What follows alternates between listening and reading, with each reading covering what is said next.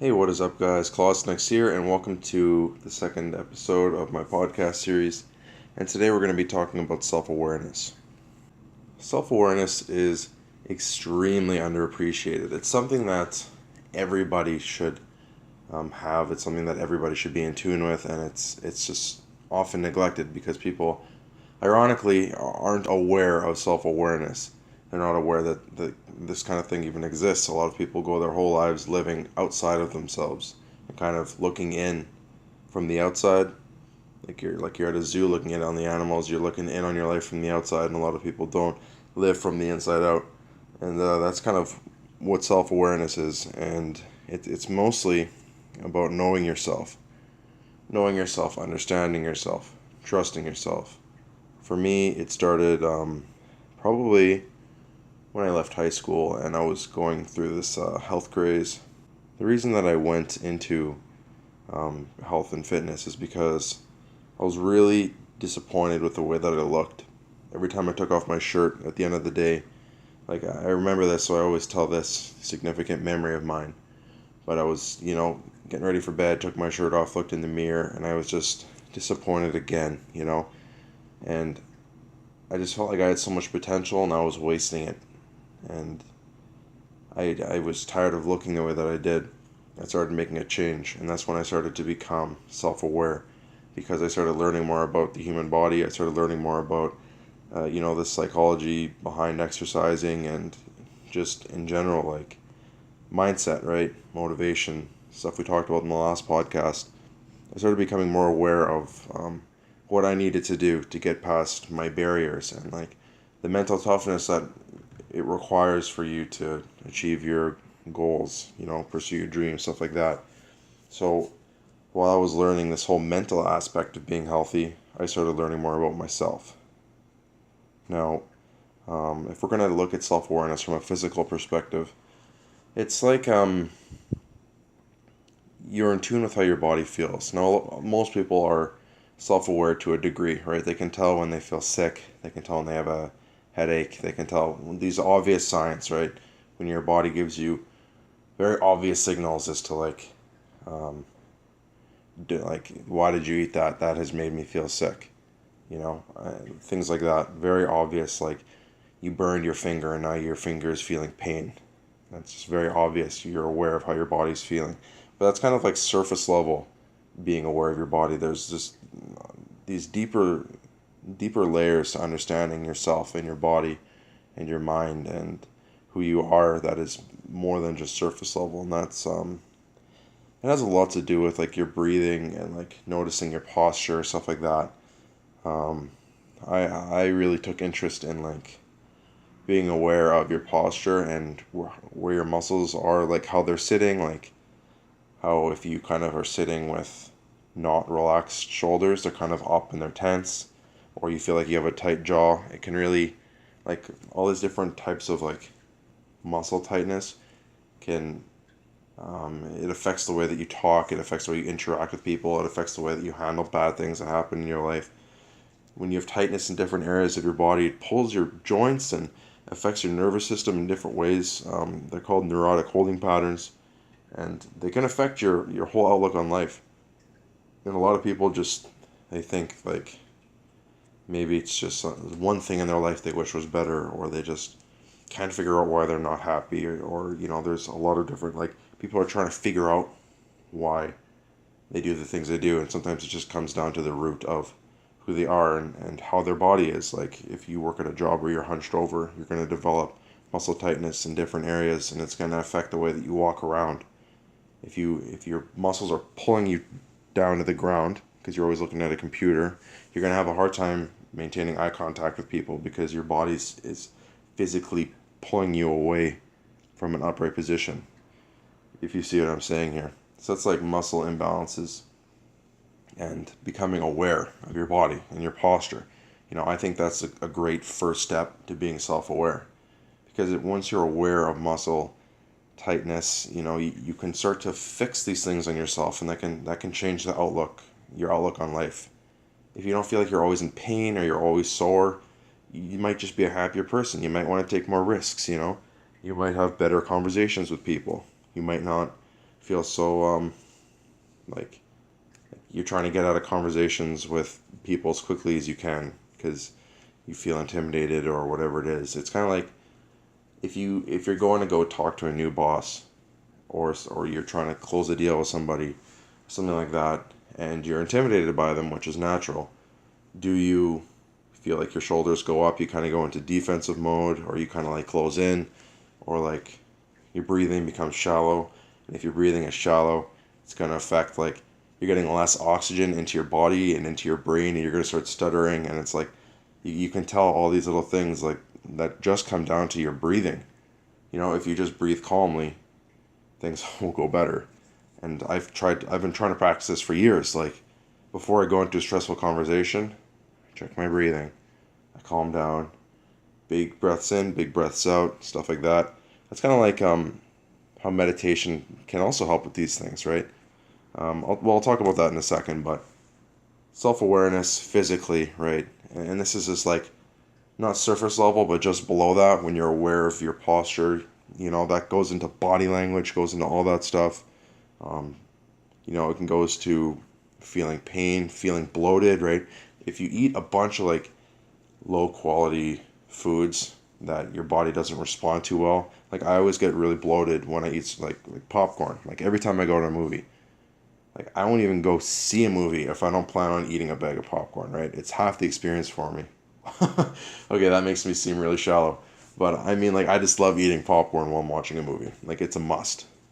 And I always get suckered into getting a large.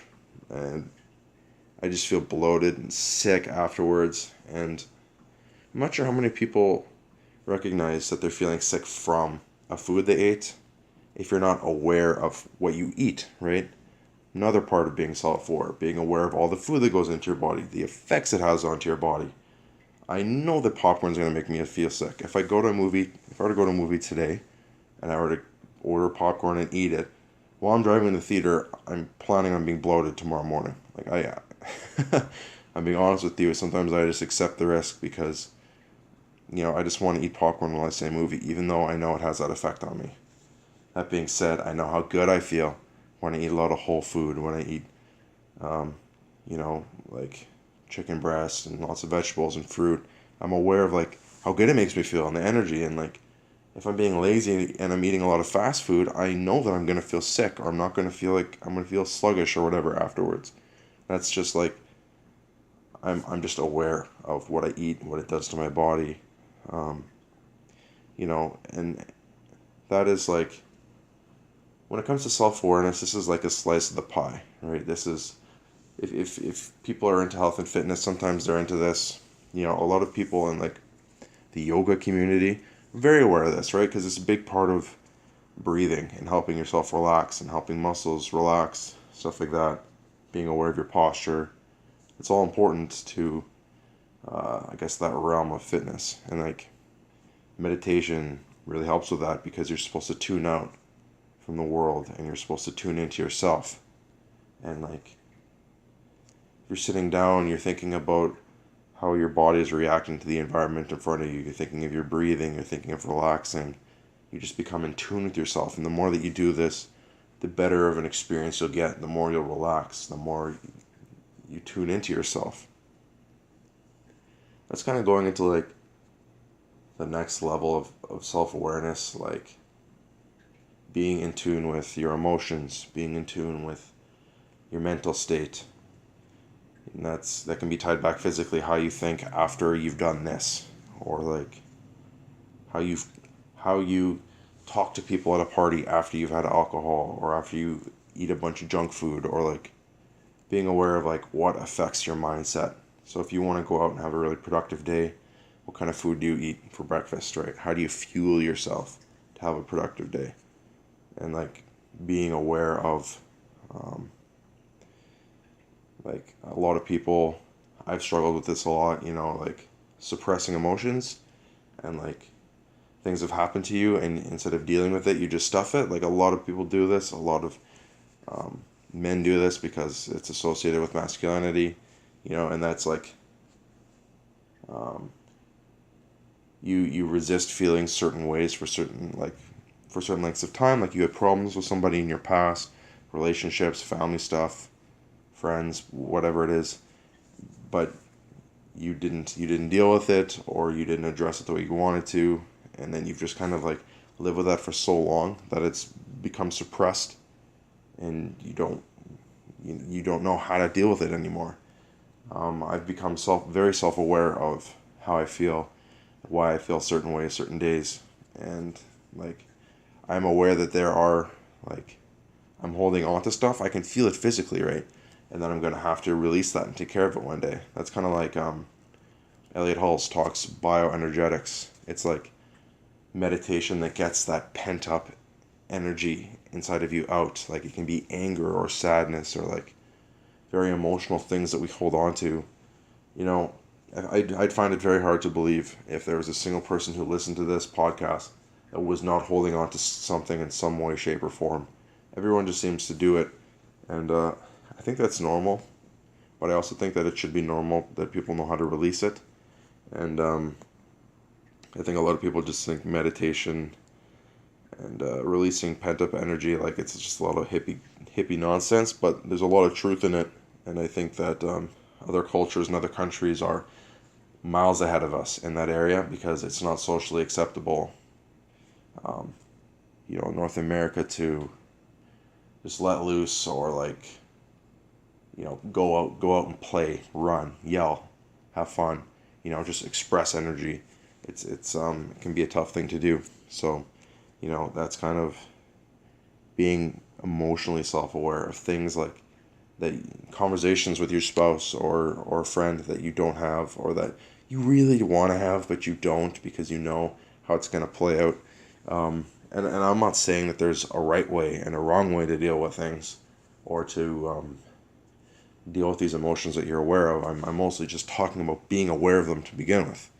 It can change how things play out instead of just like mindlessly, following the thread, going wherever your emotions take you, being aware of how you're feeling. And just like emotions, being aware of the way that you think, what causes the thoughts that you have, like what thoughts do you let sit and harbor in your brain. It's like if you're a really negative person, maybe you have negative thoughts, the same negative thoughts that everyone has, but you pay more attention to them. You give them a place in your brain, or in your body, and you let them stay there, and you harbor on these thoughts for a long time. I want to give you a silly example. I'm a huge Star Wars fan. Episode 7 came out. I was kind of like, yeah, that was okay. I didn't like this. I didn't like this, and I didn't like this. And then you just start to be like, what happened to the Star Wars series? It's been ruined. And then it's like, okay, let's dial it back here. Let's not give so much room to these negative thoughts. And then you kind of go into it with an open mind, and you watch it again, and you try and have an understanding, and you're like, okay, yeah, the only reason I hated this movie is because I had these negative thoughts at once, and I let them sit and harbor for like a year, and then I'm just trying to give you a practical example, like just a little thing, right? Like Star Wars, and then Star Wars Episode 8 came out, and it's just like, I hated it. They ruined the series. Why did they do this? Why did they do this to this person? And I'm harboring these negative thoughts, and I feel like I was just let down, and then I'm going into the next day feeling disappointed, and it's affecting me on a daily basis. Something so small, and it's not because I spent 24 hours a day thinking about it. It's just that I was letting those negative thoughts harbor and rest, and and it was impacting other areas of your life. So you just have to let it go. Let positive thoughts, like, hey, you know what, I actually like this and this about the movie, and you start to give a place in your mind for positive things, and all of a sudden your days start to look a little bit brighter, right? That's it's just an example, because it can be anything. It can be like your significant other went shopping and bought a brand of something that you didn't like, and you let it bother you for so long, or you just like you felt so strongly about it, and then you didn't deal with it, and you didn't realize that you just hadn't let that thought go, just that kind of thing. So being self-aware of your thinking and how much energy you spend on certain thoughts, like unimportant things, when you could be putting your energy into thoughts that are important, like being productive or getting things done that you need to get done, or just like not neglecting thinking about things that are important, like the whole spiritual element of people's lives, like kind of questioning who you are and your existence and like what your purpose is, that kind of thing. Like that's all very important, and a lot of people shut that out. They don't think it's important at all, and they don't see the significance in like what their role in humanity might be. And I'm not trying to take this conversation super spiritual, but it's good to be aware of your thoughts and like what things are you shutting out. Like it might be a religion for you, it might be a foul relationship you've had, or like an issue that you've been meaning to address your entire life but you haven't, because every time you think about it, it makes you feel like sick inside, or it makes you feel stressed. Being aware of things that you're keeping from yourself, things that you are hiding from yourself, because like this kind of goes back to that video I did on silence. If you haven't seen it, you should go watch it. It was a good life experience for me. I learned a good life lesson, and I was sharing that with you guys. But it's pretty much how people are just uncomfortable in silence because they think thoughts. Or the thoughts are things that they've been trying to hide from themselves, start to leak into their brains again. And so you pull your phone out, or you make yourself busy with something else. People are so scared to be alone with themselves or their thoughts. That's the reason why people have so much trouble with self-awareness, because we're all hiding. A lot of us are hiding from ourselves because we don't want to face it. We don't want to face the music, thoughts that we've been harboring onto, negative ideas that we never let go of, stuff that we've just been internalizing. That's still there. Just because life is going great and everything's working out for you doesn't mean that you're harboring thoughts you forgot about, right? Or not thoughts, just like ideas or things that resonate with you that you haven't been able to let go of. And that's kind of, again, ties into meditation. You have to really get to a place where it's just you and yourself, right? And that's being aware of yourself and who you are. It's really important to you as a person to not play ignorant and play dumb. Like that level of self-awareness, like even on a spiritual level, is important. If you're not religious or you don't have any beliefs in this or that, like it's still good to have questions and take things to another level, because you only have one life.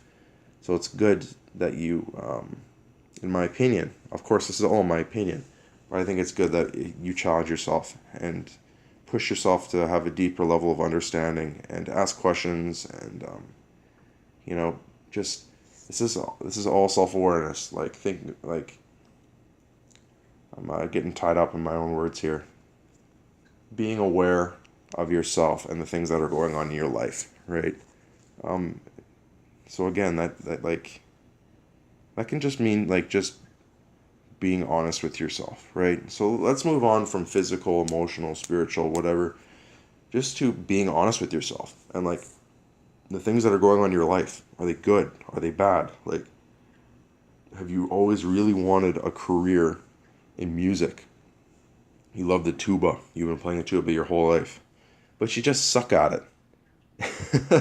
No matter how much you try, and your life is falling apart because you're pursuing this. Maybe it's time to consider, like, maybe you just suck at the tuba. Like, maybe you aren't musically gifted. Like, maybe it's time to pursue this other thing you're really good at. Or, like, I'm not saying if you suck at something you should give up. I'm saying it's good to be aware of the things that you're not good at and the things that you are good at. And a lot of people, like, these, like I was born 95. I qualify as a millennial. A lot of millennials, they're struggling right now because they don't know what they want to do in their lives, because it's easy just to associate yourself with your Instagram account, your Facebook account, and that's kind of just your purpose. Like, people don't even go backpacking across the world anymore just for the experience. They do it because it'll make their Instagram look really good, right? And that's losing a sense of self-identity. And I think that it's important that you look at the things you're good at and the things you're bad at. And if you're struggling to find things that you can do or things that you're good at, That's when you know it's time to start trying new things, getting new experiences. Like, if you want a career in basketball and you've only ever tried basketball and you're not good at it, and you just think, I don't know what to do. I put all my chips in one basket, and it didn't play out the way I wanted it to. You should try and try new things and not quit on them. Like, find something you're really good at. Like, you might be the best the best cake baker in the world. You just don't know it yet because you've never tried to bake a cake, right? You might just fall in love with baking and ingredients and icing art, like you know what I'm saying? Like, you may not have found your purpose or your skill or whatever it is yet because you haven't really tried a lot of things. Um, and I really want to make it clear with my tuba example, I wasn't saying that you should quit something you're not good at. It's always good to have things maybe as hobbies, like projects, things to improve on. Um, like, okay, I'm going to give you an example of myself. I struggled in athletics growing up. I actually hated everything like health and fitness because everyone else in my family was like, they were like all stars at everything, and I just sucked at it. Like, I was out of shape. I only really liked going biking with my friends. So I really found myself in art. And I did art for a long time. I did a lot of sketching, just made art projects.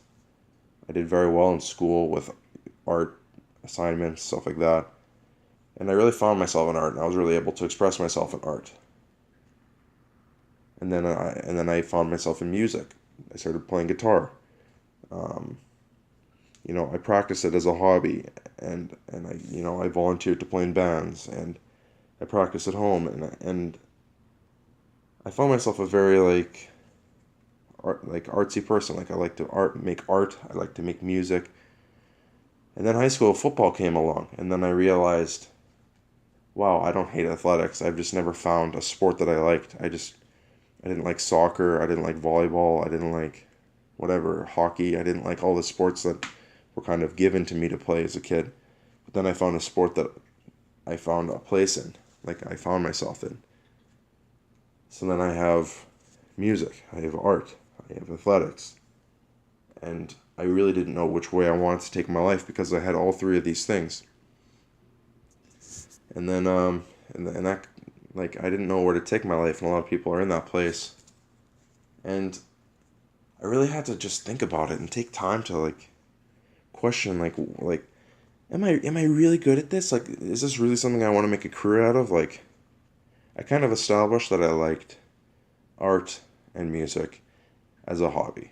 Like I was being real with myself. Like, I can't see myself having a career in any of these things. But football I loved. Football changed my life. Football developed my character. I learned hard lessons of integrity and toughness, and I learned,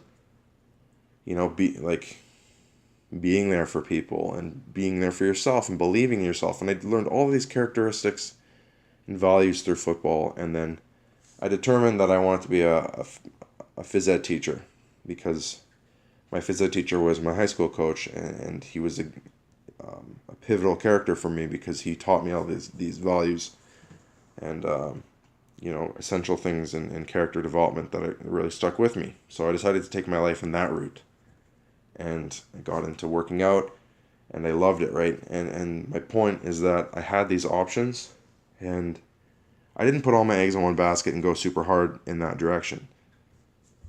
I put a little bit on all of them, and I pursued them all, and I found that health and fitness was the way for me.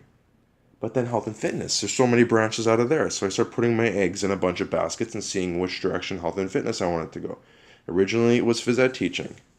All chips in. But then I realized maybe that's not for me. So I started putting chips in personal training and coaching and stuff like that. So really, it's this whole process of being aware of yourself and where you're at and where you're at a developmental stage and what you think you can continue with. Because being self-aware is often being honest with yourself, being honest with your failures and your successes. And sometimes you just got to accept what you're not good at and pursue what you are really good at. Like, it's good to be well-rounded, but it's impossible to be good at everything. You can try really hard, but you won't ever be good at everything. So it's like Gary Vee always says, instead of trying to fix all of his weaknesses, he says it's best to double down at what you're good at. And that's something that I really subscribe to now, because I've made my life about health and fitness, and I kind of feel bad about it, but I haven't picked up and played my guitar in a few years. Like, it's on the shelf right now. Like, I don't have time for it, and I'm aware of that. It's just, I found my lane, and I'm hitting it as hard as I can. I found my passion, and that's a lot about what self-awareness is. It's finding yourself, finding your passion, and then pursuing that for the rest of your life. It's hard, like, people who don't know what they want to do with their lives, they haven't found their passion because they're too scared to have a conversation with themselves. They're too scared to sort through those thousands of thoughts floating through your head and figuring out which ones you should be paying attention to. And, I mean, if I hadn't done that, I don't know where I would be right now. I found myself as a person. Like, it started just through values, and the things that I believed in shaped me, and they made me who I am.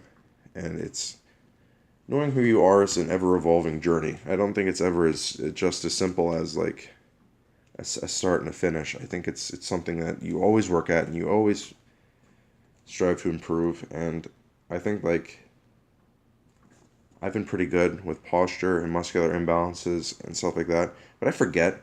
You go through some big phase in your life and you get really, you pay attention to it, and then you forget about some values. And then I'm realizing this now, and I'm trying to get more in tune with myself again, physically, because I've just been sore lately, and I've just been kind of ignoring it. Now I'm admitting it to the world. It's time to start foam rolling again. But anyway, if you're trying to find your path, you're trying to find a way to take your life, it might be just a matter of the fact that you're not very self-aware. And it's going to be hard for you to pursue any kind of passion you have if you're not aware of yourself and what your passions may be. So that's really what I wanted to talk about today. And self-awareness is just, it's something that everybody needs. And we all should be aware of ourselves and our thoughts and our feelings and where we're at in the world, and then we should be able to grow from that, right? We shouldn't get stuck in our lives on our growth development, or like having trouble moving out or finding a solid job or stuff like that, because if you're just a little bit more self-aware, it's easy to pursue things you like. When someone says, like, I don't know what to do with my life, I just ask them, like, what do you like to do? Like, just do that. Like find a job in something that you like to do. Do you like to, like, you don't know what to do with your life, but you know that you really like drinking coffee, you like the taste, like, go get a job at a coffee shop, get a job like designing mugs and sell them, get a job like brewing coffee, or the getting into merchandise. Like, the point is that there's some out there for everybody, but people don't realize it because they're not just aware of the things they like. There's opportunities everywhere. And like I said, I'm on a path that's always changing, and I'm trying to put my eggs in a lot of baskets, but the basket that's for me, maybe it's not present to me yet. Maybe I don't know it yet. Maybe I'm going to find out in 5 years, my basket that I'm going to double down on and put all my eggs in, right? So, but I'm keeping an open mind. I'm staying in tune with myself. And that's all you can do. So thank you guys so much for listening. I hope you enjoyed this podcast. If you like the podcast, please leave a like. I'd love to know you guys are out there and you're hearing me. And feel free to leave a comment. Share some of your thoughts on self-actualization, self-awareness. And stay tuned for the next podcast. Klassen out.